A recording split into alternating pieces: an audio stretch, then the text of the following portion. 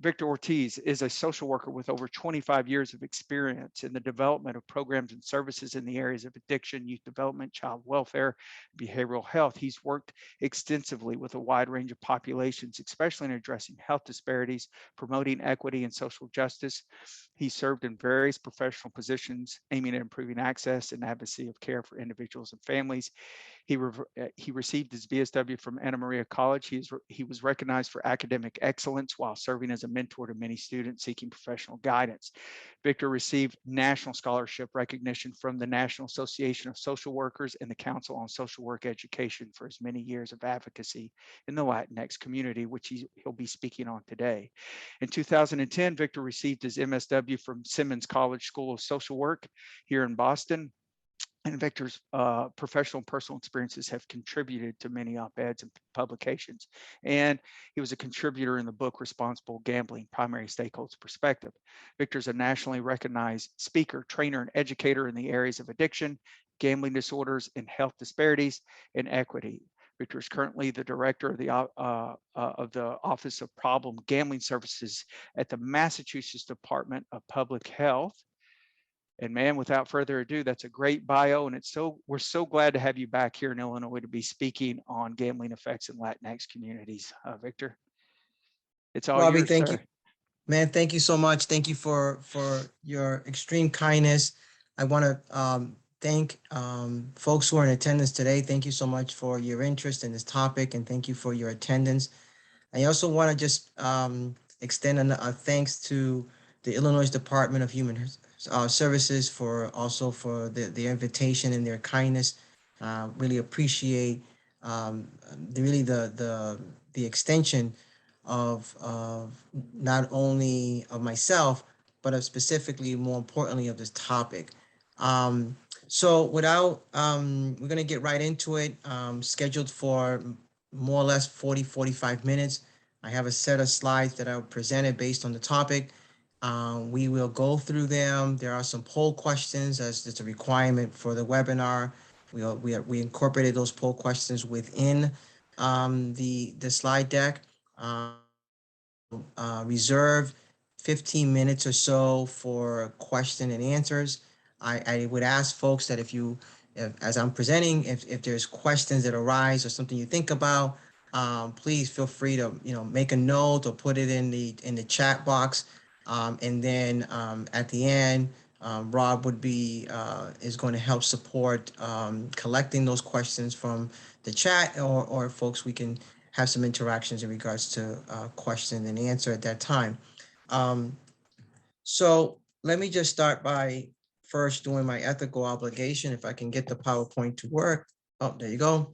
Just want to state that neither I or any member of my immediate family have display any conflicts of interest in regards to the presentation at hand. Furthermore, in my bio, you heard that I serve in my full-time capacity as the director of the Office of Problem Gambling Services.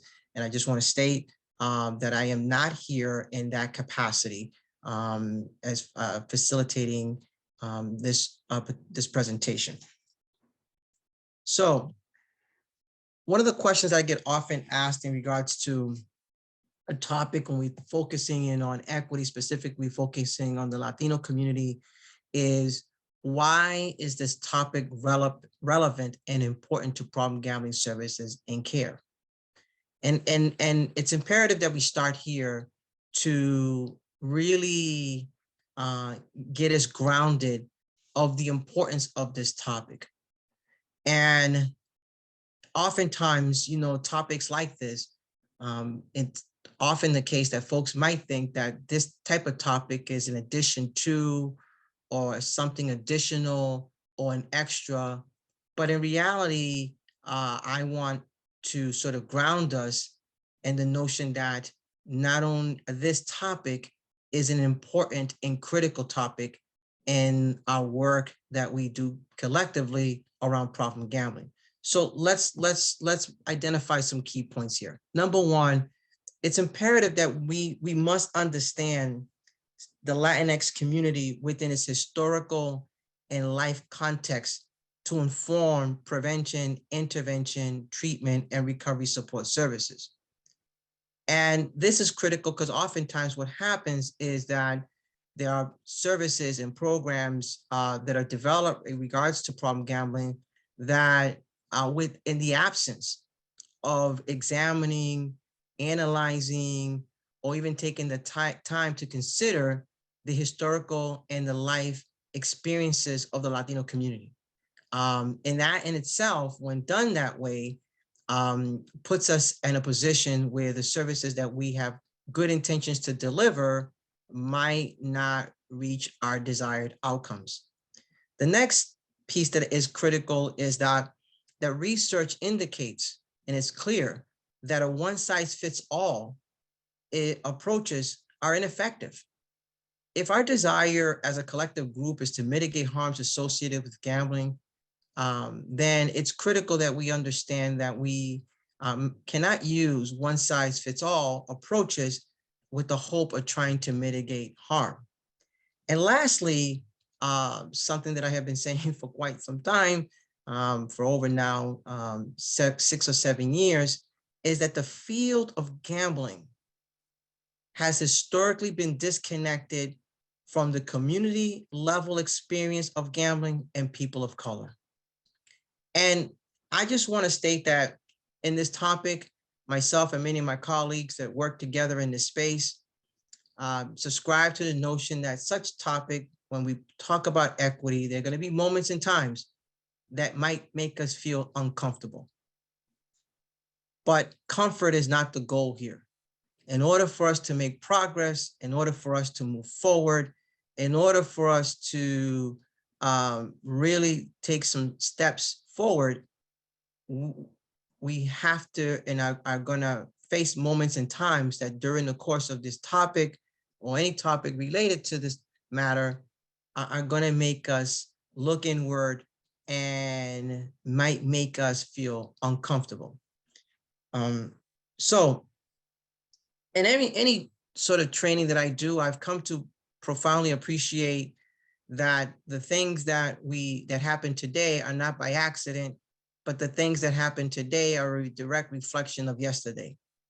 And so in this case, when we talk about gambling, it's imperative that we take a couple of seconds to talk about the gambling history and expansion in this country.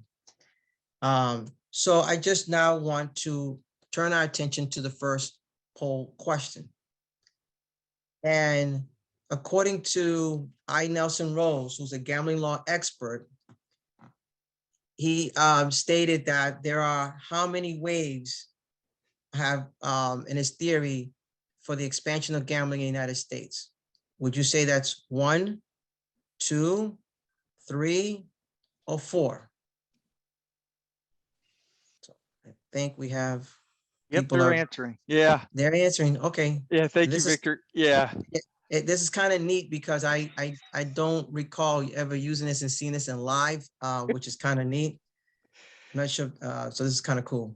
Yeah, we've got about we're nearing 50%, are answering. So guys, according to noted gambling expert I. Nelson Rose, gambling has gone through how many waves of expansion in the U.S. And by the way, Victor, we play the older video with him in it. So if anyone sat in on our workshop, they should know this. There's a little bit of an advantage here, just in case. Exactly. Yeah. Okay, we got 68%, guys. We'll do 10 seconds and counting down. So how many waves of expansion? Okay. All right. Go ahead and close the poll now. And I'll share the results.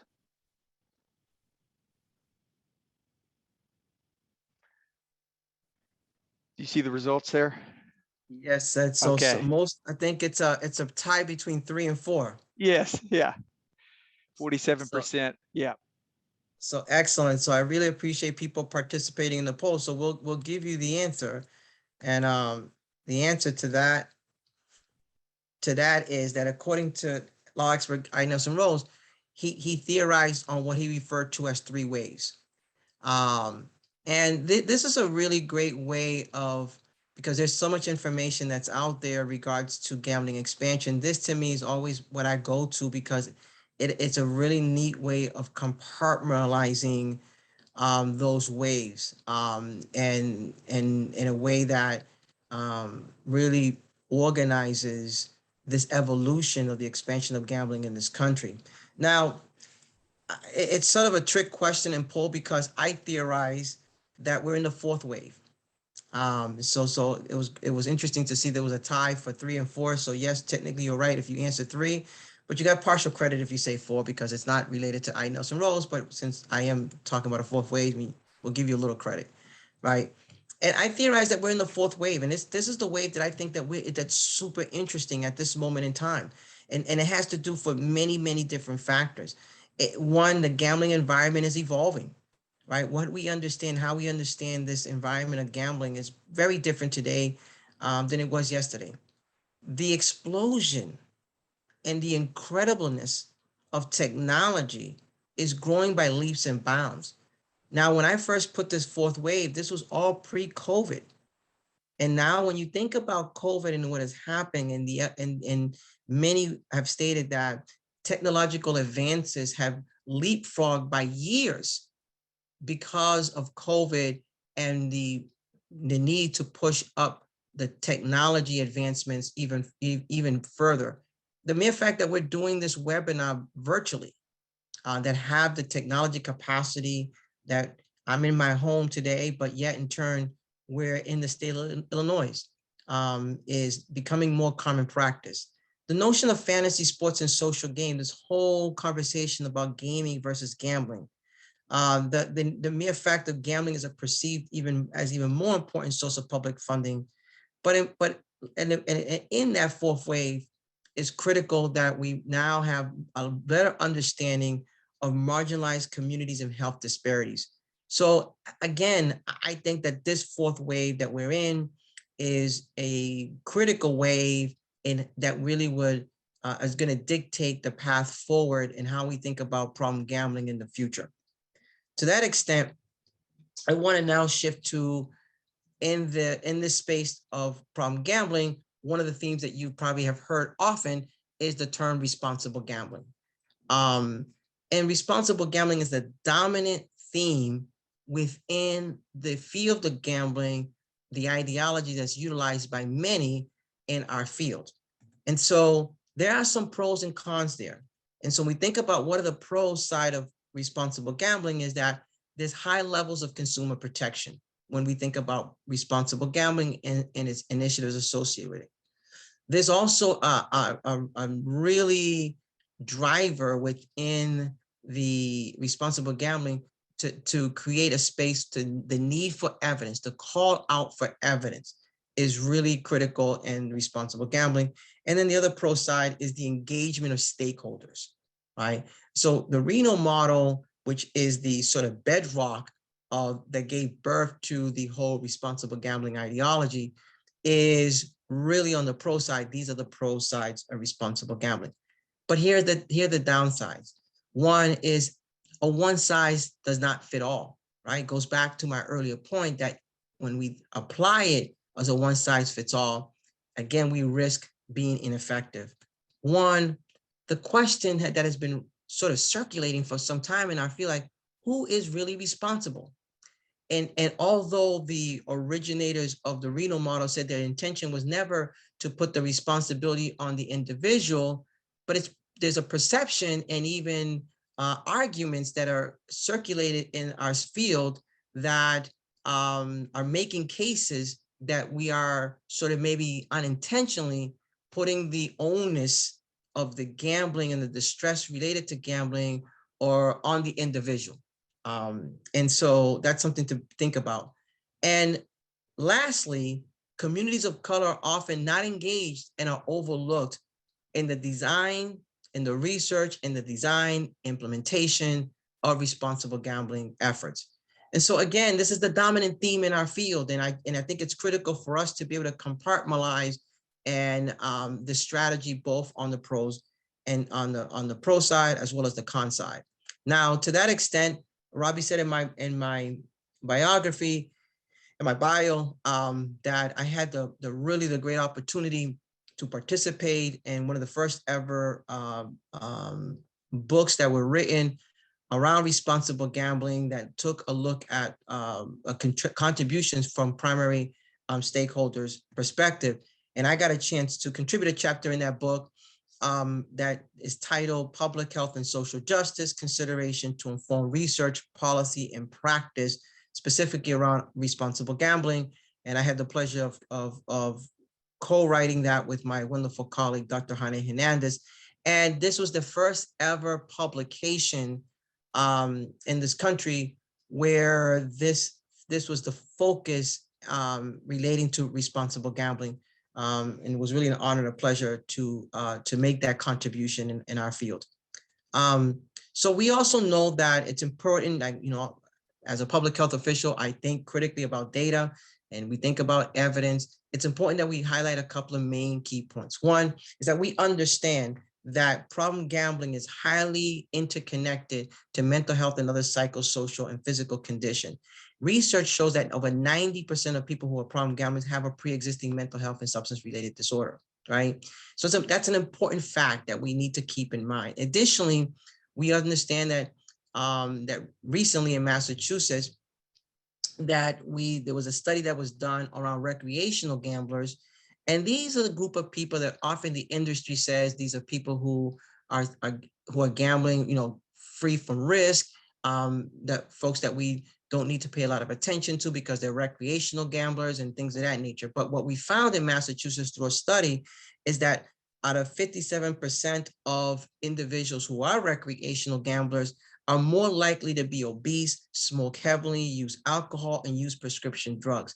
And what this tells us is that if we put a public health lens on this group, we see a different outcome because we put a public health lens. And hence why I strongly believe that one of the most critical elements in our field is moving into a public health approach related to problem gambling.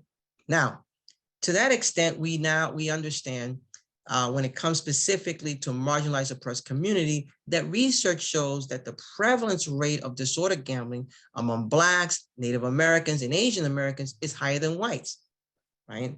So the question becomes is what is the cause of health disparities? Now, in this, what you don't see, and it's not well understood and still not well understood, is where in the prevalence sort of argument does Latinos fall into? And that unfortunately is not well understood.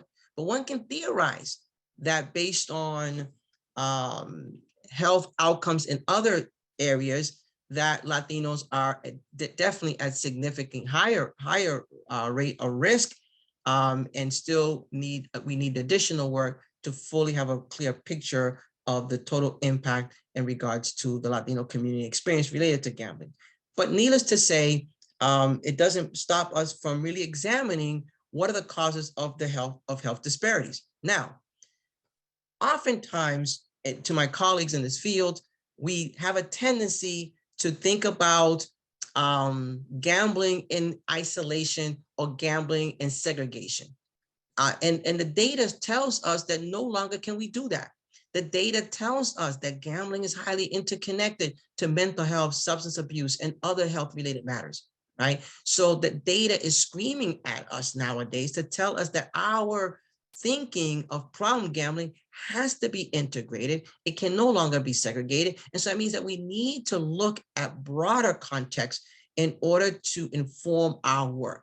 So we understand that public policy has an important impact in regards to people's health and well-being. So let's look at a couple of areas to think about what are the root causes of health disparities. So let's start with the policy of the war on drugs.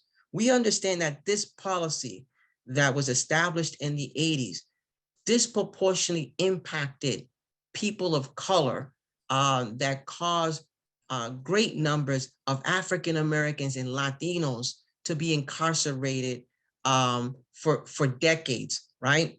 And so when we take a closer look at that, we understand that when we look at the data, we see that in this country, we are 5% of the world's population. But yet in turn, we are 25% of the world's prison population.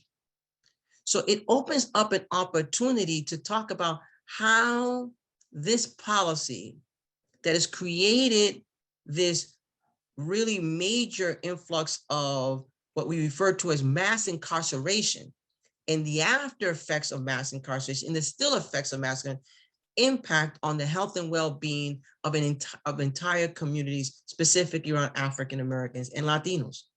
And we see that from the data when we look at federal prisons, for example, from 1925 to 2016. If you look at that graph, you see that for a long period of time, from 1925 all the way up to 1980, you see a steady flow of numbers of people that are incarcerated at the federal level.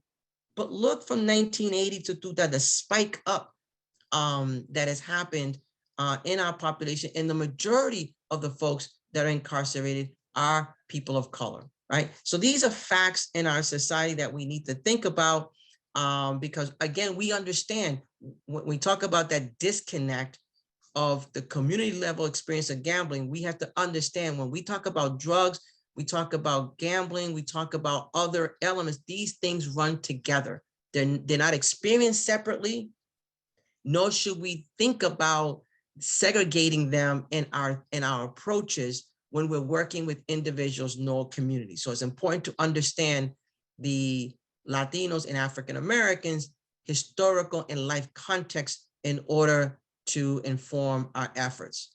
So let's look at other areas really quickly. We think about healthcare, right? Dr. King would always, one of the statements that I enjoyed from Dr. King is that, you know, the notion of lack of healthcare is one of the most shocking and inhumane, the inequality in healthcare, because, you know, one of the things that's critical is that the health and well-being of people and having access to healthcare should be a right and not a privilege, right? When we think about education, right, we can look at all of these elements. We know that education is promoted as the sort of the bedrock for people to be able to get a good education and being able to escape poverty and things of that nature. So when we look at healthcare, we know that 1 in 5 Hispanic people in the United States lives in poverty, a rate 6 times higher than the national average.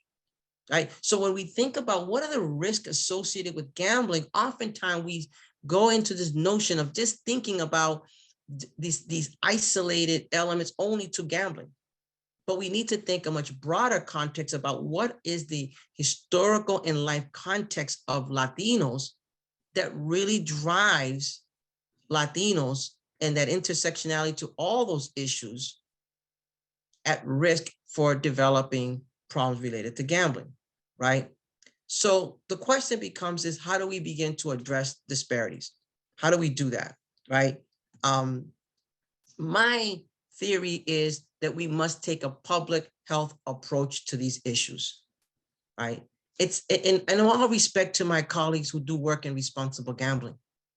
I say to them, and I say to all often, if our collective effort is to mitigate harms associated with gambling, then we will not and cannot achieve that goal unless we lead with equity. If we know people of color are disproportionately impacted by gambling, then I would tell you that we are required to expand our lens.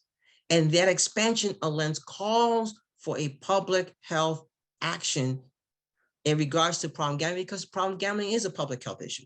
So public health is the science of protecting and improving the health in families and communities, right? It's taking an entire population approach, right? And that is more effective and more efficient, right? In that public health approach, which is critical to public health, which I think is one of the keys to our strategies in gambling, is what we refer to as the social determinants of health. And within those social determinants of health, is where we see the greatest levels of inequities. So social determinants of health, by definition, are the conditions in which people are born, where they grow, where they live, where they work, where they age. These circumstances are shaped by the distribution of money, power, resources at global, national, and local level. See, the reality is that the social determinants of health is not only where we see the greatest inequity, but also has great influence on our overall health. So what are these social determinants of health? They're categorized in different segments, right? From economic stability to education, to health and healthcare, to social and community context. And so if we take a closer look at them, we see that the social determinants of health have different categorizations in each of them, right? And so when we look at those categorizations, whether if we take, for example, economic stability, and we look at poverty, employment, food security, home stability, if we were to do a cross-reference between putting a gambling lens on all these categorizations, we can make a case for the association of gambling to each of these areas.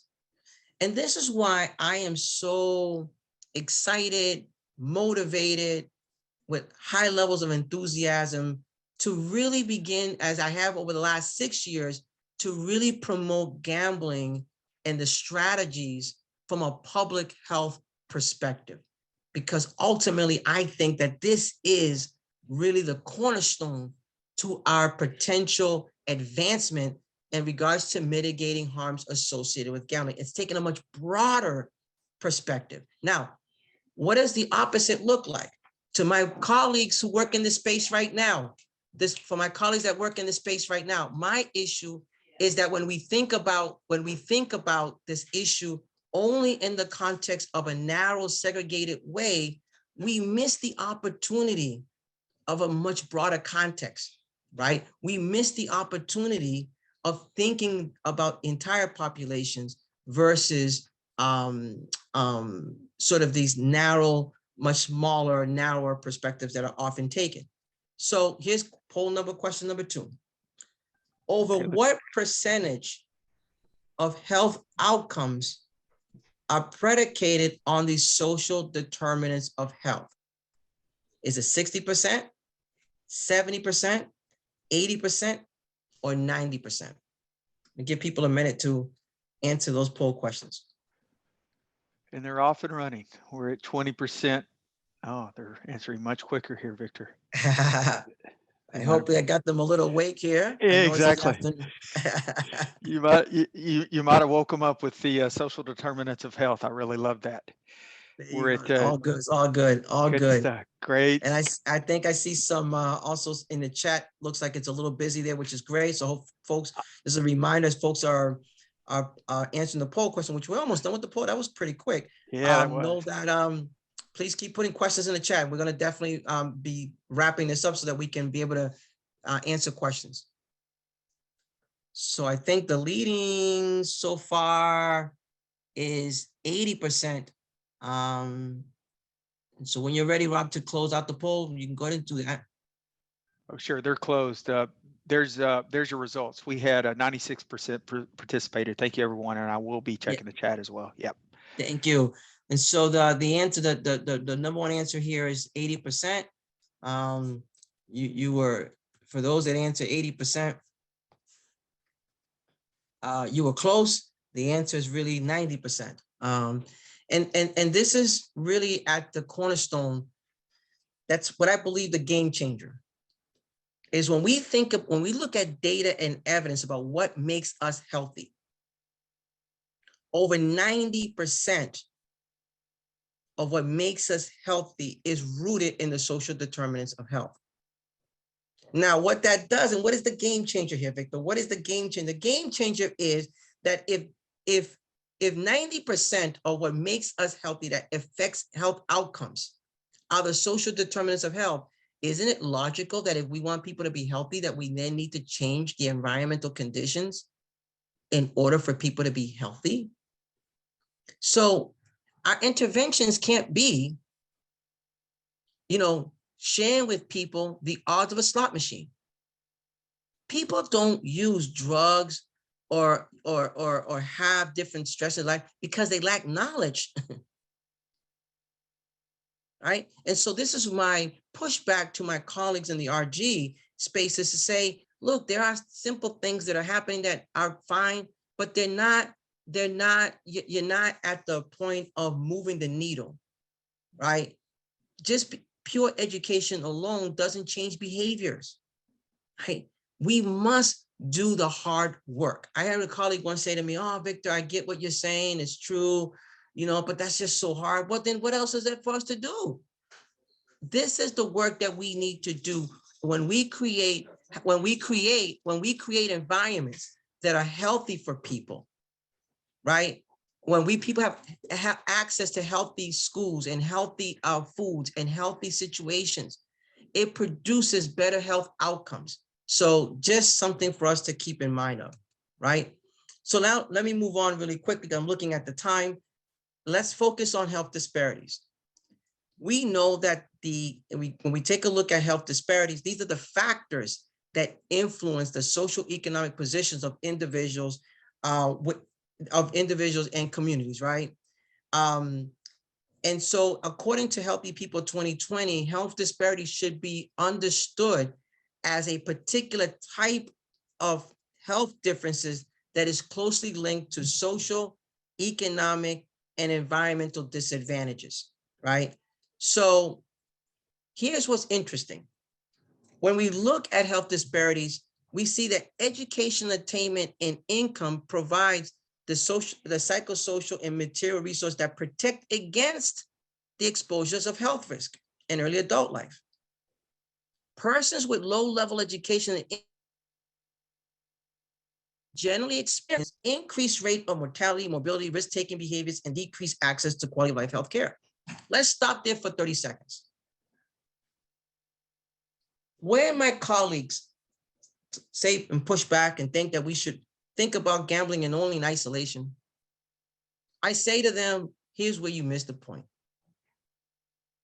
When we look at gambling, for those who are preventionists in gambling, when we look at gambling, the two leading health risk factors for problem gambling, according to multitudes of research, is low education attainment and low income. Isn't that what we see on the screen? Should the lights not go off on our brain and say, wait a minute, if after all this research that we've done in gambling, and we have now concluded definitively that the two leading risk factors that really drive people from recreational stages of gambling to problematic stages of gambling, the two leading risk factors is low education attainment and low economic status. Well, guess what? We already know that from other health-related issues.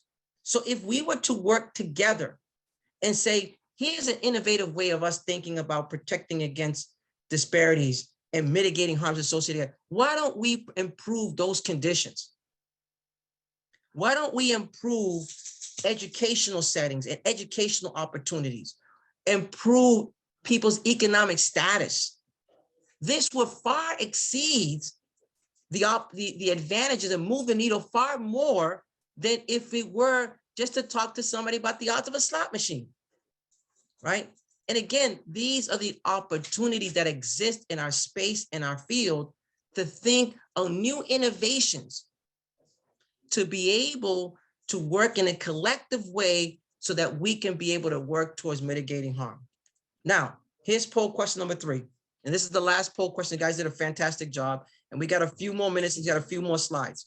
All right. According to research, what's the percentage of pathological gamblers alcohol use disorders? Is it 50.1%, 70.3%, 80.8%, or 73.2%? All right, Victor, they're about 40% and moving, so they're answering. Oh, they quick. Yeah, you guys they're on it.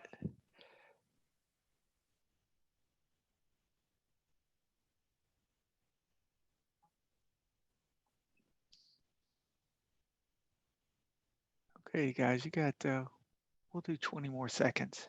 You're at 88%.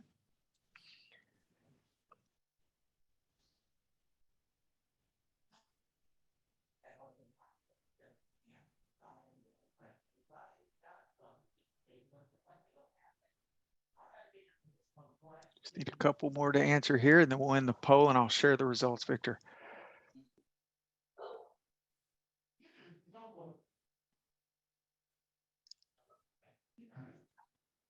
Okay, here you go.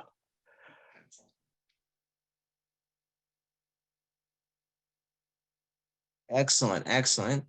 And I think the number one answer here is 80.8 and quite close across all domains except 50.1. Quite interesting. And the answer to that is 73.2%, right?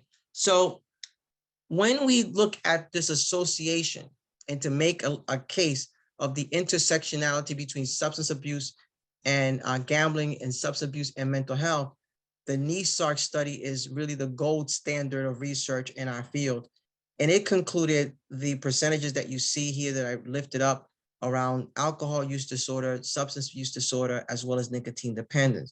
If we were to then look at the mental health percentages, you see the percentages in regards to mood disorder, anxiety, and personality disorder. Here's the bottom line to everyone that is listening and who has joined us today on this webinar. These numbers are not small numbers. This is screaming at us that our response has to be integrated, right? And so I am a social worker by trade. I'm a clinical professional by trade. And so how many times, and think about it in your own clinical life, where you've treated somebody for a gambling disorder or a substance abuse disorder, but yet relapse on something else, right? And so we need to be thinking about integrating both problem gambling, substance abuse, and mental health within the context of working with the people who are experiencing great distress. So let's do this. Let's shift in the next few minutes. I want to move into looking at a specific community profile exercise in Springfield, Massachusetts, because I lifted up a lot of comments specifically to Latinos, specifically to people of color. And Springfield, Massachusetts is a city that's in the western part of the state that is predominantly a Latino community. And so this exercise is, this is a study that was conducted in 2011. And so there has been additional studies since that captures the categorizations that I am listing out. The purpose of this is not to give you the latest data in regards to Springfield. That is not the purpose of this, but it's really to give and use it as an example regards to the topic that we've covered so far in this webinar. So for example, we know that when we look at, and these are things that I encourage people that when you're working in communities, so if you're a preventionist and you are working in communities, I really would encourage you to take a sort of these population exercise as a way to kind of develop a game plan. So we know that in Springfield, the population of Latinos at that time was 38.8%. We also understood that the change in population in a 10-year period of time in Springfield changed where non-Latinos whites decreased by over 25%, giving us the narrative that you saw non-Latino whites move out of Springfield and Latinos moving in to Springfield, right, in the 10-year period of time. When we look at Latinos, when we look at the labor workforce, we see, as well as health, we see astronomical numbers here, right? We see that the total workforce from age 16 to 64 was the second lowest among all population, right? And we also see in regards to health that 11.7% of medical insurance was the highest among all populations, but Latinos rank among the highest in regards to obesity, asthma, diabetes, HIV, and other health-related. So when we look at this data, I want you to keep in mind, think about the data with the earlier slides that I shared with you earlier, right? About as it relates to thinking about disparities and then looking at how that disparity then influences or shapes the potential risk and related to gambling, right? Education, we know that in education, Latinos are 58% of the population, but look at the point here of the last point, 49%, 0.9% of this, the graduation rates is the lowest among all population. Did we not talk about education obtainment and low education attainment and economic status as being the two drivers of risk related to the transition from recreational stages of gambling to problems? So look at the data, and it tells us that it's creating that foundation of risk for future problems related to gambling, right? Oops, sorry. So I'm sorry about that. So what we understand, and I just want to move on to other areas, so I'm looking at the time, is that there are many people in the United States that have experienced individualized and systemic discrimination in our society. And that this calls for us to take a closer look at these issues, right? So how do we build equity? And I want to spend 2 minutes here, and then I'm going to close it out for questions. I'm looking at the time, but I want to share a couple of things. One, we must, as I already reiterated, must move from a narrow focus of just individualized gamblers to broader consideration of the social settings. In other words, we must think about the social, cultural, and economic factors that influence the spreading patterns of gambling. We must think about equity. And this is something I continue to harp on, right? And we got to think critically about the promotion of equity, not equality, where often people mistake that and thinking that we need to treat everyone the same, but more about putting time, energy, and resources for those that have been disproportionately impacted. Because often what we understand in the reality is that people of color, Latinos, it's the focus here, but people of color in general are at a total disadvantage, right, from the rip. So something of, and we oftentimes put the resources and energies into other settings and other groups, right? So I'm going to skip over that, but I want to make a notion that to address racial and ethnic health disparities and build health equity, we must, among other things, understand the role and the importance of culture, cultural humility, and developing cultural intelligence.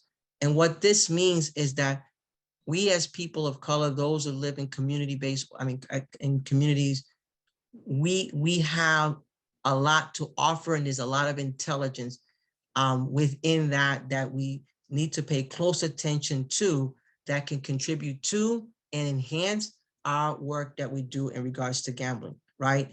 Lastly, I'm just going to say that we can place this argument in many different, including looking at what is referred to by the CDC as the health impact pyramid. And you see at the top of this pyramid is where the majority of this work in gambling happens, in counseling and education. And let me be clear, counseling and education is critical to the work that we do. I'm a clinician by trade, I'm a social worker by trade, and I understand that this is critical. But if we want to move this work, we must think about that lower end of that pyramid, because that has the greatest impact. And again, that's talking about those social determinants, right? So here's some examples of ways that you can promote equity in your organizations. There are areas that we can think about in regards to organizations and programs. I'm not going to spend time talking about that, but I just want you to know that they exist and they're available, right? A few additional thoughts in regards to language. I would think people to give close attention to how we identify things, the language that we use, open to learning and listening. This is about sharing and learning with each other often, and often creating space, right? It's important for us to have these conversations for our learning and our growth, and pay close attention to the balance of power. Brian Stevenson, whose work I love, talks about these 4 keys to increase social justice. He talks about get proximate to communities in need.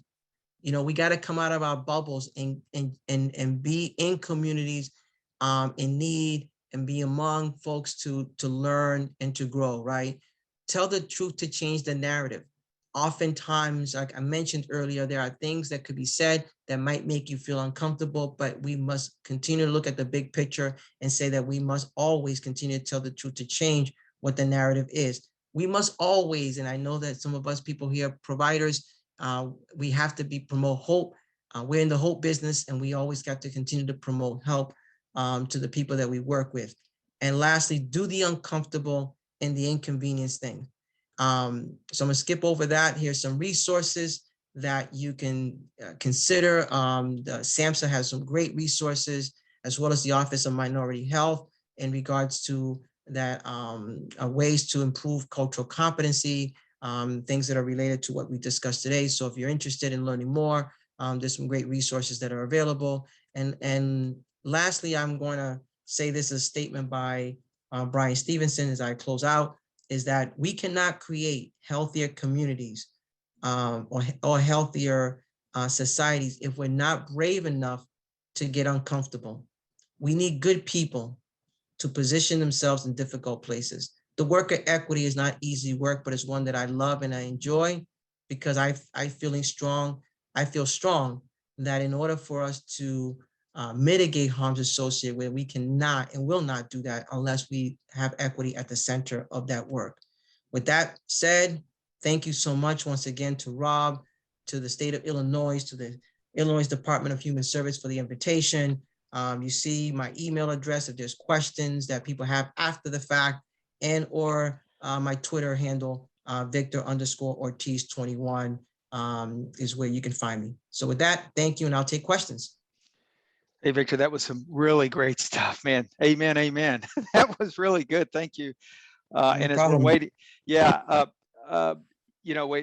we're in webinar mode, so we unfortunately I can't unmute anybody. So whatever questions you guys have, we have a few minutes here while we still have Victor for questions. So chat the question to us, and then we'll make sure that Victor gets it. But while we're waiting on questions, Victor, I really liked your macro level view right off the bat, man. The social determinants of health, creating maybe a larger net, if you will, taking a step back and looking at it from that perspective, and you and I were talking about our education and both as fellow social workers.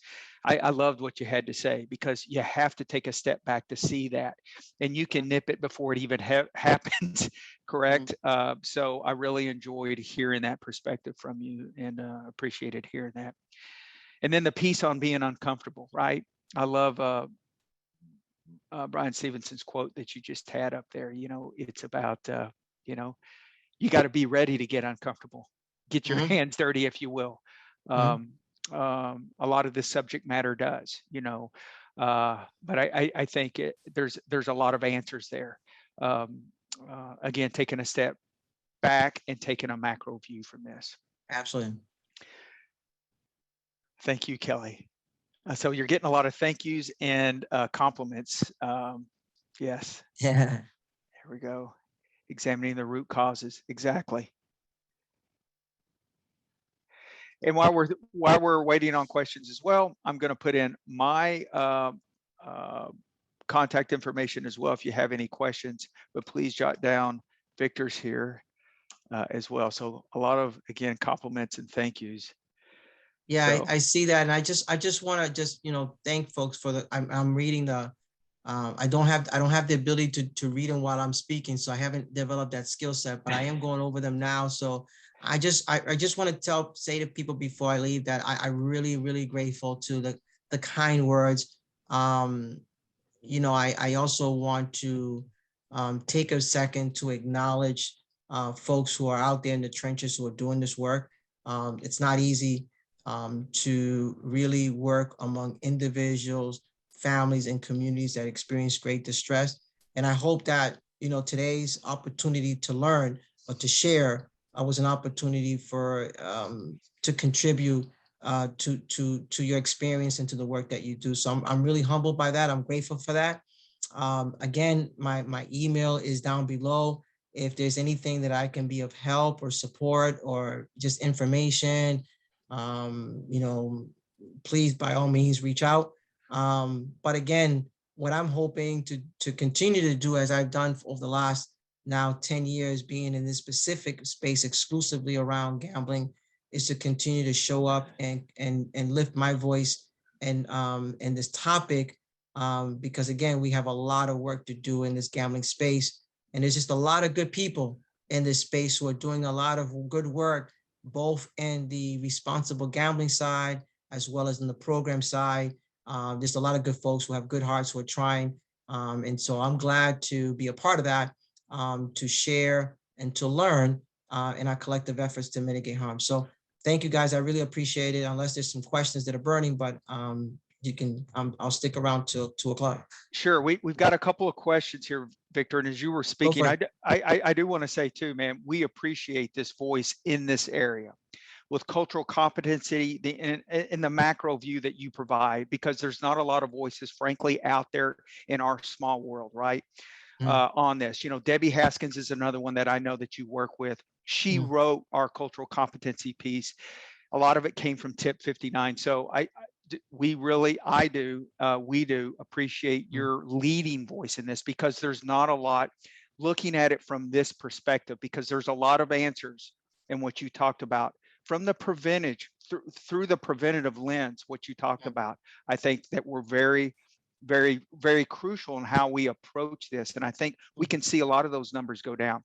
So a question I have is from Elizabeth Thielen, and Elizabeth in the state of Illinois is one of the, hey, Elizabeth, thank you for the question. She works for NACASA, and she also works with the Illinois Council. So she's on the council here in the great state of Illinois. And she asked, with the high rate of gambling related crimes, as well as disproportionate minority confinement, would advocating for gambling courts be an important higher level effort for addressing gambling related harm for all, especially people of color who are court involved due to gambling?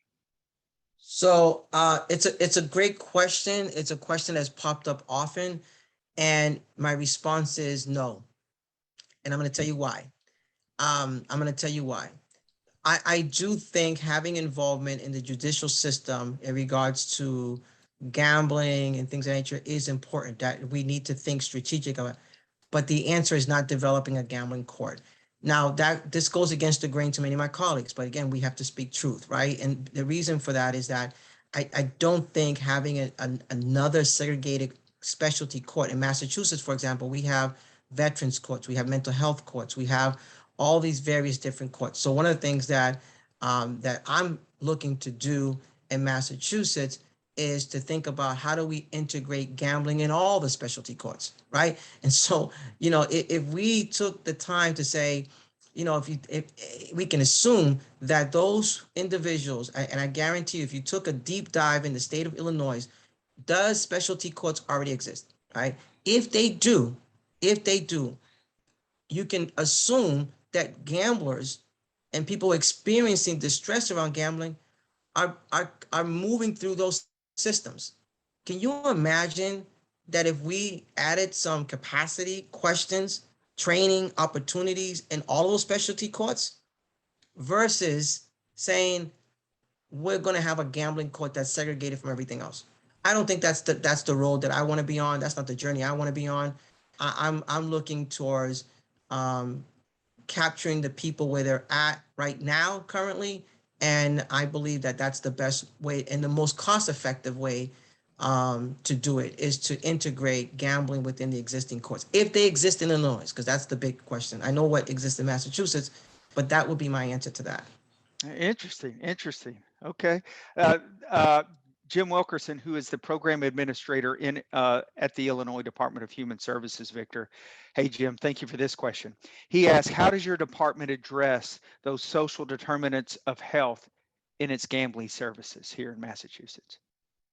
So one of the things that we do is that, what we do, and it's been a labor of love, to be honest, is that what we do is that in Massachusetts, we really start first and foremost with engaging people at the community level. Since 2016, we've engaged over 1,400 individuals at the community level. Engagement is a critical part of promoting equity. We also are looking for opportunities within the work to take much broader approaches. So we use what is called a social ecological approach. We look at communities, we look at families, and we look at individuals, and we weave our programs through that social ecological model, and always keeping equity at the forefront. And so we have, I would encourage, again, I'm here not in my full-time capacity, but if you're interested in the work that we're doing in Massachusetts, I would ask that visit our website, and you'll see many a lot of our information, a lot of our reports, our annual report that we have that we just put out. There's a lot of great stuff on our website that you can take a deeper dive in some of the work that we're doing. Wonderful. Thank you again, Victor. And thank you, Peter. He's asking if he can count on you. Robbie and Victor as leaders in this clinical movement. So good to see you, Peter. And Elizabeth's response to it was a great suggestion. And Victor, I've got to say, with the court, the response you had to the courts, that's a take I haven't heard yet. It was very interesting, and I always keep my mind open. So, because I've heard the Honorable Cheryl Moss speak at conferences up here our way in Connecticut a couple years ago. I know in New Jersey they were experimenting with a court. There's not a lot of gambling courts, but I'm going to wait and let that absorb. So, but very good, honest, and great perspective on that. I enjoyed that. So, thank you very much for your time, Victor. And it's great to hear you speak. And again, you're one of the leaders in this area, man. Speaking from a macro level of prevention. Let's take a step back. Perhaps we can do some more things to I like to say widen that net. So the problem, and a lot of times with prevention, it doesn't start. I liked every piece of it. So.